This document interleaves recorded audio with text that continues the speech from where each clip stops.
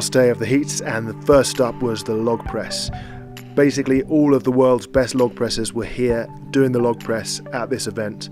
Only Iron Bibi, who's recovering from malaria, and Eddie Hall, who of course has retired from World's Strongest Man competition, were not present. Everyone else was here. And here you can see in the foreground Graham Hicks, an excellent log presser, and there he is with 160 kilograms, and he's just one motioning them up, more or less what our American friends would call a viper press, I believe, and looking very comfortable for Hicksy there. That is right up until his last rep, which you'll see coming up here. He struggles just a little bit getting the balance right, I think, after the clean there, and as he presses it up it just goes behind his head, and I think he tweaked something probably on his left pec. I don't know how serious an injury that is. He did compete in the stones later and he was looking okay, so hopefully it's not too bad, and we wish him a speedy recovery, of course. Next up here we've got the Mountain, Hafthor Bjornsson.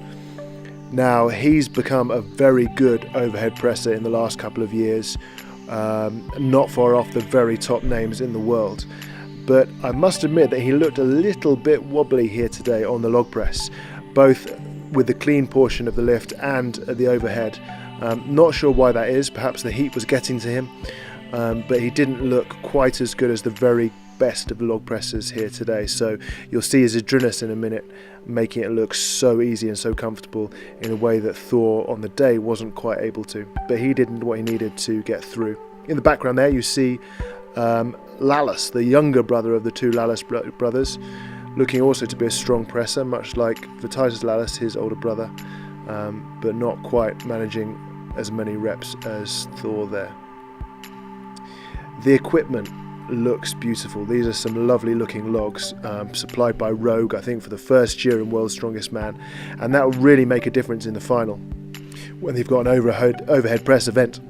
In previous years that globe setup has been very whippy and stopped the athletes from getting the very top numbers.